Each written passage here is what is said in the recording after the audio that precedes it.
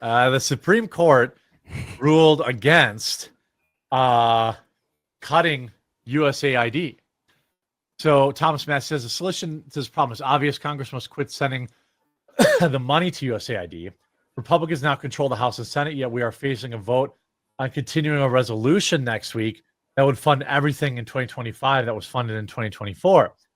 Charlie Kirk says, breaking Supreme Court has ruled that President Trump must unfreeze the $2 billion in foreign aid. Justice Samuel Alito blasts the majority, with Justices Thomas, Gorsuch, and Kavanaugh joining in dissent. Does a single district court judge who lacks the jurisdiction have unchecked power to compel the government in the United States to pay out and probably lose forever $2 billion tax dollars? The answer to that question should be an emphatic no, but a majority of this court apparently thinks otherwise. So who flipped? Well, Amy Barrett. Barrett. Yeah. And also John Roberts, who supposedly is conservative, but he's not really conservative. Just on the spectrum, barely as conservative. He's definitely there's definitely some issues he's more conservative on than others. Correct me if I'm wrong here, but it's not insignificant, but it is mostly procedural, right? Like they're saying that the temporary restraining order that went into place in a lower court that prevents the Trump administration from freezing the money can be left in effect while they continue to consider the case. Yeah.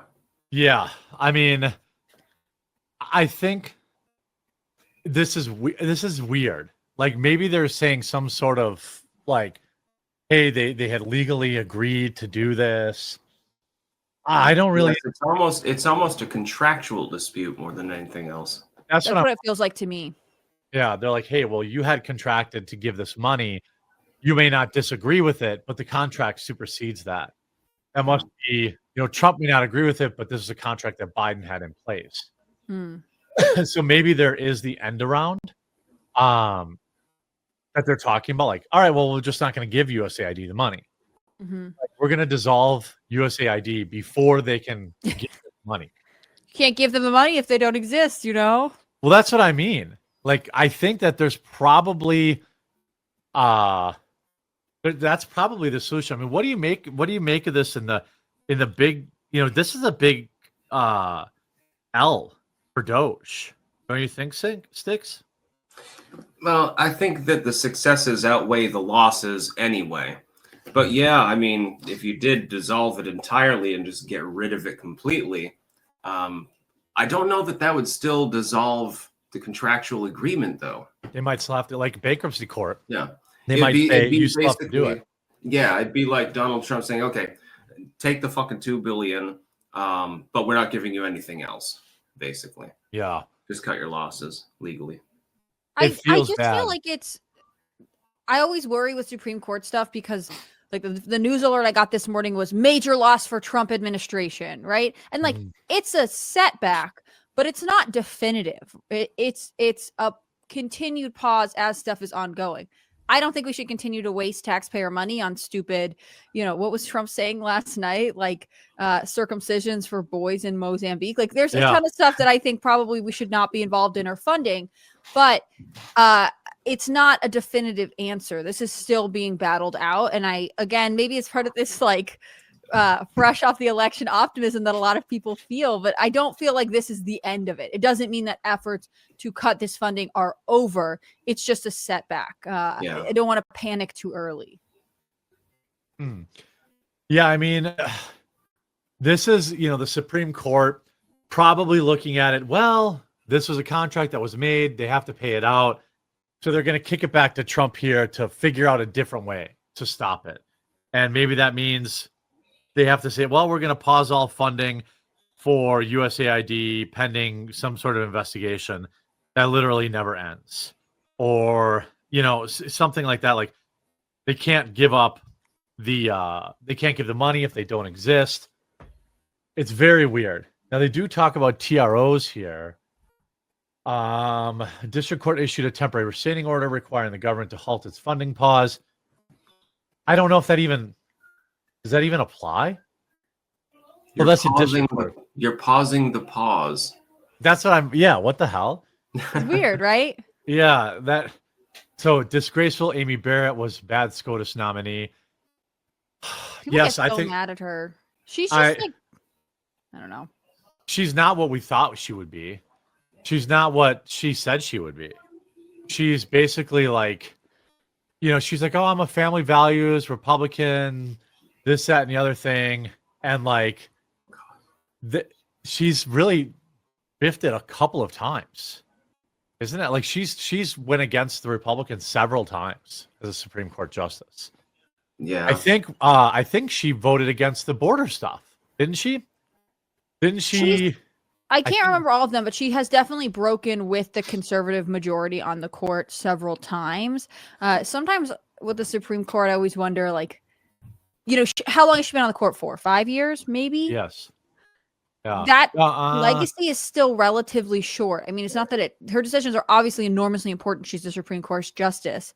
But it's, for me, kind of hard to suss out what exactly her legacy is in compared to like Clarence Thomas, who's been there for several decades. It's just sort of a weird job in that sense. And because so much of it is subjective, and again, I'm not trying to make excuse for her. Like, she has totally bailed on times that people have needed her, but it's different than other positions where, she's only going to be on that court for a couple years. She'll be there for 50 years. She leaves. Until she passes away or decides that she's had enough. I think it makes me wonder, like, what cases coming down the line will we be like, oh, that was a good Amy Barrett ruling, because so much of it is like dependent on what cases they choose to accept. Yeah, that's true. That's the biggest thing with the Supreme Court. People don't realize this, that they can bounce cases entirely. Yeah, they just bounced that one at University of Indiana, the like bias in judging. Like, they bounce stuff all the time. In fact, like you could have a beat reporter at a news site that just specifically covers what cases the Supreme Court rejects, because they only accept a very small percentage of what is presented to them. Do you think that we're going to see any retirements over the next couple of years? I have a feeling, maybe. Yeah. I have a feeling that Clarence Thomas might want to hang it up. Yeah, Clarence Thomas. He seems to like his vacations. Like he likes his time away. And they really want him to come out. They're always like, he spent money how he shouldn't, or whatever. Yeah. It's him. Do you remember when right after Biden lost, they were like, there's a left-wing push to be like, Sonia Sotomayor, retire so Biden can have a Supreme Court nominee. And then Roberts, right? He's one of the older members of the court. There's a thought that he might retire under Trump. Well, I would hope he would. Like Roberts is a neocon, though. He'll stay there just so that Trump can't replace him. That's true, but he's not going to outlive 8 years of Vance. And Clarence Thomas really loves his job, so I can't imagine that he'd be particularly willing. Sotomayor understand the timing, right? You know what I mean? Like, I feel like Sotomayor would resist because she doesn't want to give Trump her seat. But like Clarence Thomas, but Clarence Thomas might be like, look, I could retire now or gamble to see if it's JD next time. Like, I feel like he's more likely to step down under a conservative president. Again, not that Trump's the most conservative person out there, but Trump will replace him with a conservative guy. Like that's, and it's going to be hard to replace Clarence Thomas. He's been very consistent. He would, that would suck. Yeah. I mean, and there could be some surprises, right? Like Scalia passed away completely unexpectedly, from what I know about it. Like they had to replace him, and no one was counting on it. The dance of like timing the retirements of Supreme Court justices versus fighting the inevitable unpredictability of nature is always going to be on the mind with these lifelong appointments. Yeah. Well, they had. I mean, there was a senator last night, or a House member. Literally, just like died after Trump's speech. Yeah. Who? It's Sylvester Turner, but he was a first-term guy. Really? Yeah. Here, I have the story up because I was so interested in it. Sylvester Turner, Democrat from Texas, first term, a former Houston mayor who won a seat in Congress in November. He succeeded Sheila Jackson, died Tuesday night. He was 70 years old. Dang. So he didn't even get to do anything. Death yet. Well, he was 70, I think. Like, he looked like relatively fit. It'll be interesting to see. He just won an election, and he's obviously hanging out. I myself.